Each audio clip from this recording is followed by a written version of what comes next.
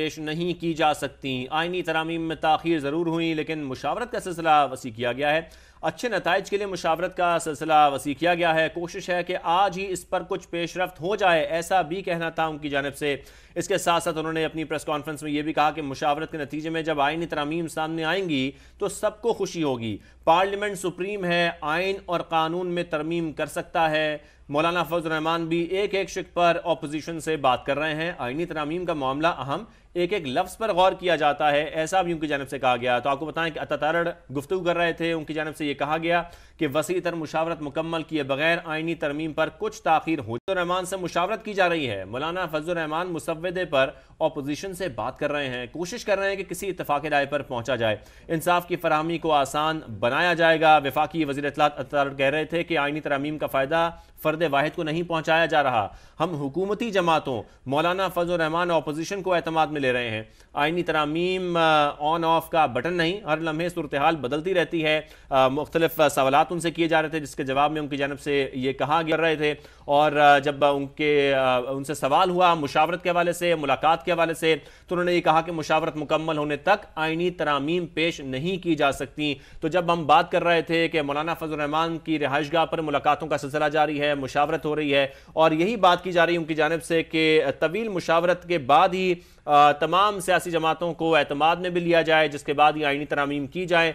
तो अतातारड़ वफाकी वज़ीर इत्तलात गुफ्तगू कर रहे थे और उनकी जानिब से ये बताया जा रहा था कि मुशावरत मुकम्मल होने तक आइनी तरामीम पेश नहीं की जा सकती। आइनी तरामीम में ताख़ीर ज़रूर हुई है लेकिन मुशावरत का सिलसिला वसी किया गया है। इसी पर बात करेंगे। Senior anchor person Nadeem Malik साहब हमें ज्वाइन कर चुके हैं। मलिक साहब, बेहद शुक्रिया वक्त देने के लिए। कहिएगा, मौलाना को मुकम्मल तौर पर आराम करने की कोशिश की जा रही है कि शायद मौलाना मान जाए, पीटीआई भी भरपूर कोशिश कर रही है और हुकूमती वफ्द भी जो है अपने तरीके से पूरी कोशिश कर रहा है। अभी अतातारड़ भी मीडिया से गुफ्तगू कर रहे थे, बड़ी चीजें उन्होंने पॉजिटिविटी में बयान की, क्या कॉमेंट करेंगे?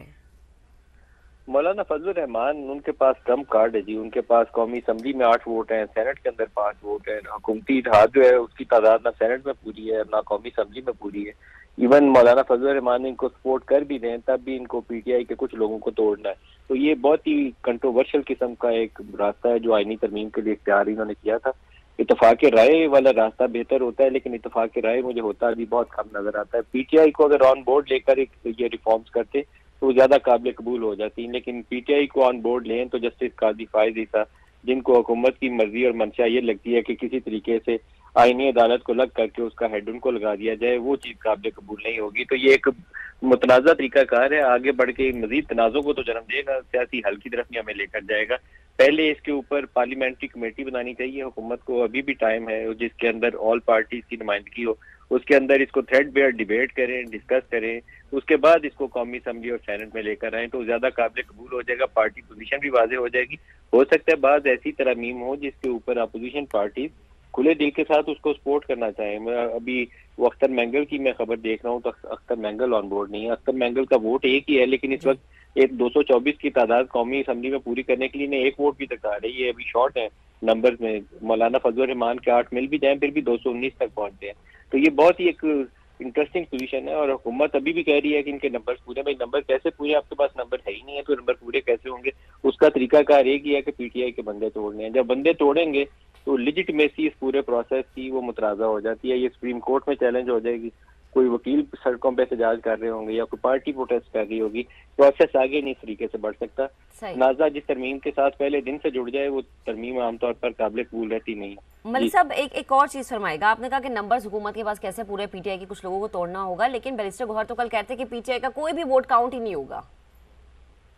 जो अभी तक की पोजीशन है ना वो तो ये है कि जो 63A का फैसला जस्टिस बंदयाल दे के गए हैं उसकी रोशनी में तो अब ये है कि वो फैसला अभी तक फील्ड में है, फैसला खत्म नहीं हुआ, उसके ऊपर अपील है।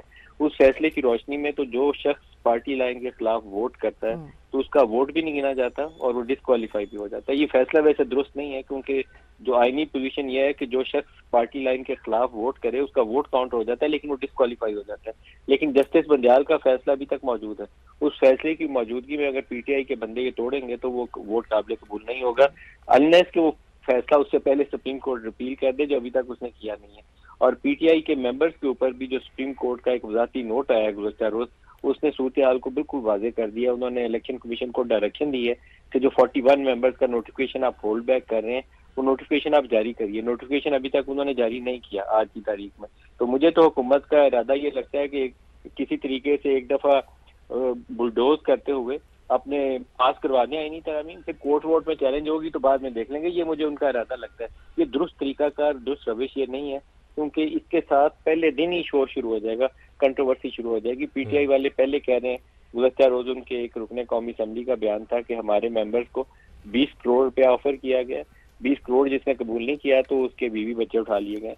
तो अगर ये मामला है तो मेरा ख्याल है पाकिस्तान मुस्लिम लीग नवाज वाले बड़े मुश्किल वक्त से गुजरे हुए हैं। 2-3 दफा नवाज शरीफ को कम से कम इस मामले के अंदर एक मुदब्बर पॉलिटिशियन का सबूत देते हुए उनको इंगेज करने की पॉलिसी अपनानी चाहिए, ना कि बंदे उठा के वोट पूरे करने की पॉलिसी अपनानी चाहिए। ये तरीकाकार गलत है जिस पे अभी तक हुकूमती हार लगा हुआ है। कंट्रोवर्सी इससे शुरू होगी, मसला नहीं हल होगा। ये इनका तरीक़ाकार है, इनका इरादा है। और मौलाना फजल रहमान का क्या इरादा है? नदीम मलिक साहब, आपको क्या लग रहा है, वो क्या चाह रहे हैं कि पहले बातचीत हो, मुशावरत हो, तमाम सियासी जमातों को ऑन पेज लिया जाए? देखिए, मौलाना फजल रहमान आमतौर पर हुकूमत के साथ चलते हैं, माजी तो उनका सियासत का यही है, लेकिन पिछले 5-6 माह में उन्होंने एक बड़ी पावरफुल पोजीशन अख्तियार की थी। उन्होंने इस इलेक्शन को कहा कि ये भी फॉर्म 47-45 वाला इलेक्शन है जो पीटीआई वालों की पोजीशन है। उस वजह से वो अब अपनी क्या केपी के अंदर जो पूरी पॉलिटिक्स है उनकी, उसको डबोना चाहेंगे, एकदम से डंप कर दें अपनी 6 माह की जो सियासत है और हुकूमती इत्तेहाद का होल हार्टेडली साथ दे दें। और गुज़श्ता रोज उन्होंने जो कौमी असम्बली में तकरीर भी की जिसमें उन्होंने कहा एक्सटेंशन किसी की भी नहीं होनी चाहिए, अब उससे भी यू टर्न मारे और कहें कि नहीं एक्सटेंशन के ऊपर वोट कर दें। तो मुझे लगता है मौलाना को खुश करने के लिए, कम से कम उनको ऑन बोर्ड करने के लिए कुछ तरमीम के ऊपर हो सकता है कि हुकूमत बाद चीजों से पीछे हट जाए, जिसमें जस्टिस काजी फायद ईसा की एक्सटेंशन वाला मामला थॉर्नी इशू है। जहां पर एक्सटेंशन आएगी, वो माजी के अंदर भी 2 मौके ऐसे आए हैं, जैसे पाकिस्तान में चीफ ऑफ आर्मी स्टाफ की 2 दफा एक्सटेंशन जो रिसेंट पास में हुई, जनरल क्यानी की और फिर जनरल बाजवा की। दोनों मौके ऐसे थे कि उसके लिए बहुत कुछ सियासत ने खोया है, उसके बाद उन इदारों ने भी खोया। और मुझे लगता है कि अभी काजी फायद ईसा साहब को उन 2 एक्सटेंशन से सबक सीखते हुए खुद भी गुरेज करना चाहिए, उनको पीछे हट जाना चाहिए। कि अभी मैंने वो मुनीर मलिक साहब का एक बयान पढ़ रहा था, किसी ने भेजा हुआ है, वो मुनीर मलिक साहब वकला बरादरी की बड़ी प्रोमिनेंट पर्सनालिटी है। उन्होंने कहा कि हम 26 अक्टूबर से जस्टिस मंसूर अली शाह को अपना चीफ जस्टिस मानेंगे और नोटिफाई नहीं करेगी हुकूमत तो हम इसके खिलाफ सड़कों पे आएंगे, कोशिश भी करेंगे। तो अगर आप इन कंट्रोवर्सीज को आप देख रहे हैं, नजर आ रहा है कि आप किस तरह बढ़ रहे हैं, तो सियासी लोग इतने तगड़े भी हैं नहीं है हुकूमत वाले। हुकूमत के पास तो अपनी वो सिंपल मेजोरिटी भी कोई नहीं है, उसके लिए भी वो पीपल्स पार्टी के मरहूने मिन्नत और बाकी एमक्यूएम के वोटों के मरहूने मिन्नत है, अपनी तो उनके पास माइनॉरिटी गवर्नमेंट है। और इसमें मलिक साहब एमक्यूएम भी नाराज हमें नजर आ रही है। अगर मौलाना नहीं मान रहे तो एमक्यूएम के भी कुछ तहफ़्फ़ुज़ात है। बेहद शुक्रिया, हमारे साथ मौजूद है, गुफ्तगू कर रहे थे। आईनी तरफ के जो सेनेट इजलास के वक्त में हमने देखा कि फिर तब्दीली हुई। पहले था दोपहर 4 बजे, फिर शाम 7 बजे और अब 10 बजे का वक्त दे दिया गया और कहा गया कि जब तक सेनेट का इजलास खत्म नहीं होता दफातर खुले रहेंगे। लेकिन इस मामले में हमें वजीर दिफा बहुत पुरुमीद नजर आ रहे हैं। वो कह रहे हैं मौलाना फजल रहमान हमारे ही हक में वोट देंगे, लेकिन सूरत हाल इसके बरक्स कुछ ऐसी है कि हमने देखा कि पीटीआई वफ्द भी मौलाना की रिहाइश का गया मौलाना से बातचीत करने के लिए, हुकूमती वफ्द भी मौलाना की रिहाइश का गया मौलाना से मुलाकात करने के लिए, और कोई ब्रेक थ्रू सामने नहीं आ रहा। शहजाद जो कि मौलाना के घर के उनकी रिहाइशगाह के बाहर मौजूद हैं और हमें सुबह से अपडेट कर रहे हैं, वो बता रहे हैं कि कोई फिलहाल ब्रेक थ्रू नजर नहीं आता। पीटीआई के सेनेटर्स वोट डालने वाले वाला नहीं जाएंगे। सुप्रीम कोर्ट की तशरीह के बाद कौमी असम्बली में वोट डालने वाले पीटीआई अरकान का वोट शुमार नहीं होगा। बैरिस्टर अली जफर की मीडिया से गुफ्तगू, कहा रात के अंधेरे में आने वाली आईनी तरमीम जमहूरियत पर हमला होगा। हुकूमत अदलिया को खत्म करना चाहती है, हम ऐसा नहीं होने देंगे। पार्लियामेंट के अंदर और बाहर ये जंग लड़ेंगे। उनकी गुफ्तगू आपको सुनवाते हैं।